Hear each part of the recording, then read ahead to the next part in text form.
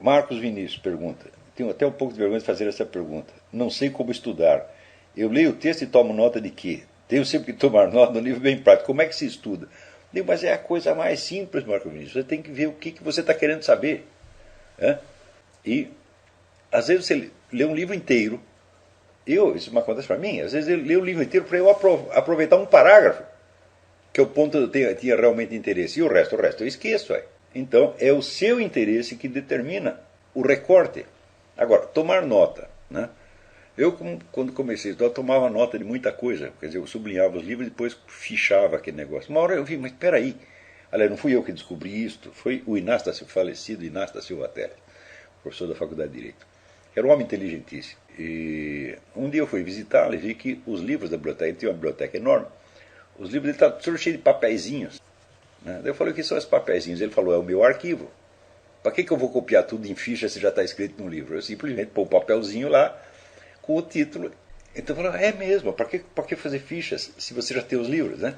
Então você usa os próprios livros. O único problema é que, por exemplo, quando eu estou escrevendo algum negócio e preciso fazer uma série de citações, né, eu não vou manipular um pouquinho de ficha, eu vou ter que trazer um monte de livro para a mesa. Esse é um problema na hora de escrever. Tá certo? Mas não é um problema tão sério assim.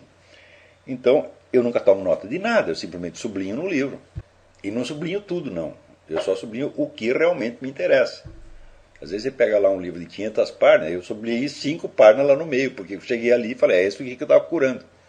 Às vezes, infelizmente, acontece isso. Você, para achar uma resposta a um probleminha, você tem que ler um livro inteiro para descobrir que não precisava ler o livro inteiro. Se você ler só aquele pedaço, resolvia. Mas, infelizmente, né, o livro não vem por melhor... Às vezes um índice, né, um índice temático, por mais bem feito que seja, não responde a sua pergunta. Às vezes você tem que ler a porcaria inteira para descobrir um pedacinho lá no meio. Então é o seu interesse que vai. Não existe técnica de estudo. Isso não existe mesmo. Quer dizer, você tem que criar uma técnica de estudo sua. Quer dizer, mesmo que o que você faz está lhe parecendo absurdo, né,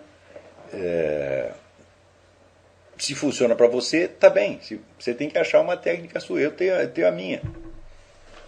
A minha é o seguinte: o meu interesse, a minha pergunta é o que vai selecionar as leituras. Porque a gente não pode ler tudo. Não é isso? E vai selecionar o que eu vou aproveitar de cada livro.